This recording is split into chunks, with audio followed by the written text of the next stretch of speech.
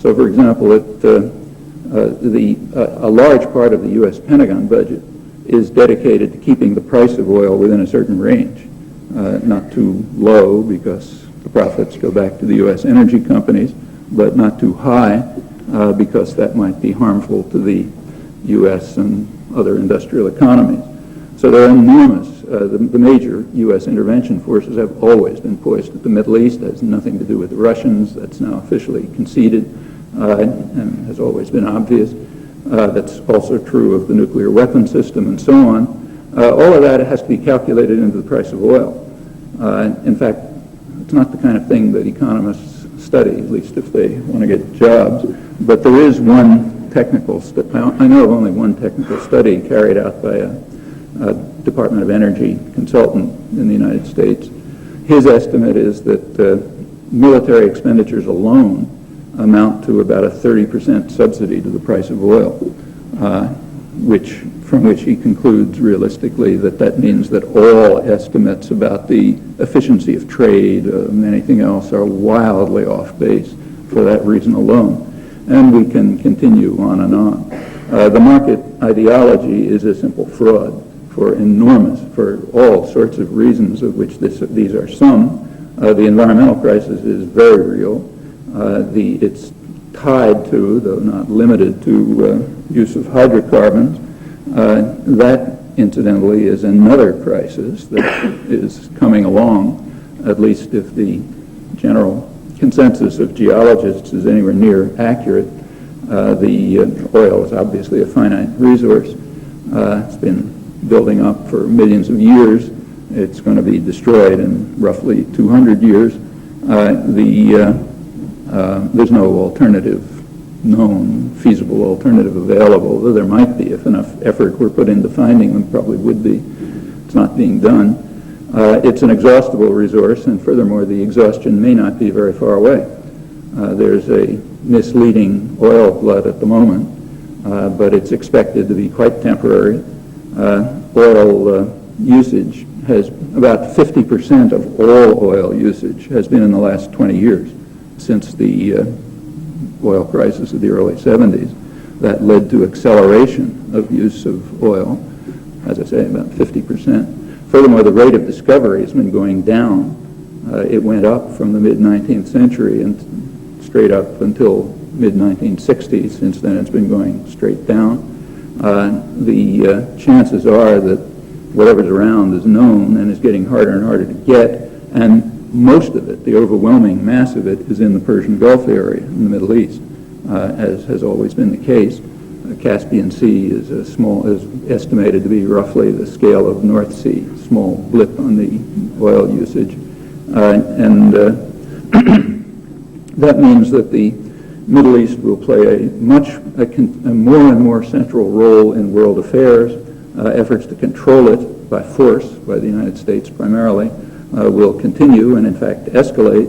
It's a turbulent region, I don't have to tell you. There's a lot of conflicts. The conflicts are going to continue and probably be exacerbated by the growing share of the Persian Gulf region, the Arabian Peninsula Gulf region, in oil production.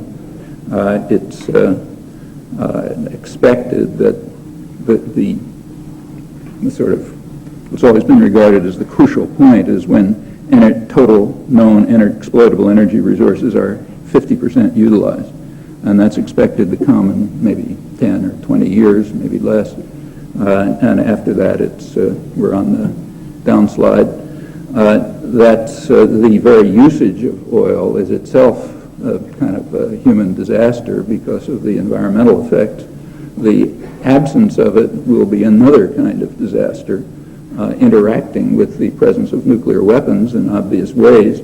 All of these things interact. So, there are many ominous developments lying ahead. None of them are inevitable. I mean, these are not laws of nature. These are the results of human decisions shaped by ideological considerations in the interests of power sectors. They're not hard to identify.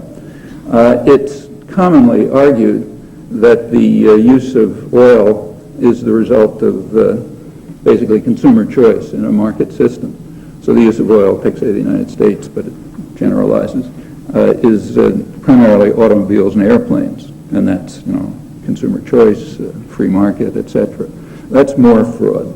The use of automobiles and oils and airplanes was a political decision pressed by the major enterprises.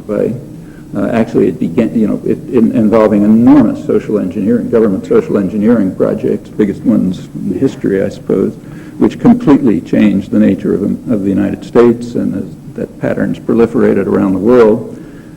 Take, say, airplanes. There wouldn't be any airplanes if it wasn't for massive public funding. The aircraft industry has never been self-sustaining. It developed in the 1920s and the 1930s through federal government funding for the post office and that sort of thing. In the Second World War, it took off, but that was, of course, state development. Boeing, which now is one of the two companies in the world that monopolizes the commercial jet market. The other is Airbus, also governmental. Boeing is a state company. It's called private. Its profits are private, but it's been developed through government subsidies as a kind of an offshoot of the military system, and aerospace taking off in the Second World War and continuing that way. And furthermore, this is well known. So right after the Second World War, the major business press, Fortune magazine and Business Week, pointed out that the aeronautical industry cannot survive in a competitive free enterprise economy, and the government must be the savior. They extended that to all of high-tech industry, but primarily the airplane industry, which is the biggest U.S. exporter and a source of enormous profits through tourism and so on. But it's fundamentally publicly subsidized and developed at public expense, including the airports and the aircraft design and the jet motors and the rest of it. That's not consumer choice. That's private decisions, clearly made because the industry is non-competitive, could not exist in a free market system, and therefore the government must be the savior, which means the public has to pay for it, leading to a shift to the use of airplanes in favor of other kinds of transport, which would be much more energy intensive, less use of energy for the same purpose, railroads, for example. That's only a part of the story. The same is true of automobiles. Let's take a city like Los Angeles, which I assume some of you have visited. Los Angeles is kind of like a maze of freeways, big highways. You race around all over the place. No public transportation system. That didn't happen through consumer choice. It happened through a literal conspiracy. I don't use the term loosely. This is a conspiracy in the sense that it went to court and led to fines for conspiracy.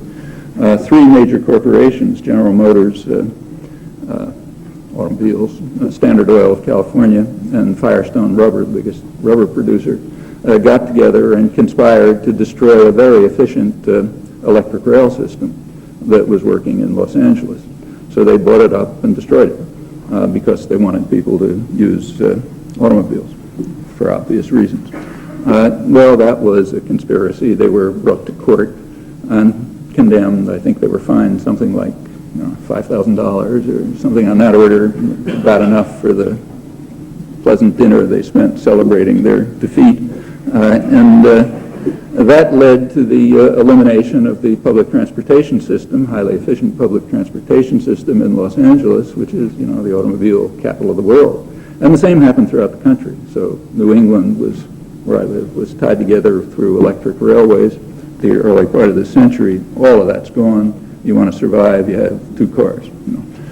That's not consumer choice. In the 1950s, the government, the Eisenhower administration, inaugurated what they call the National Defense Highway System. If you want to organize a public subsidy to big industry, you always have to put in the word defense. Okay, so, that's the cover. makes people willing to pay for it.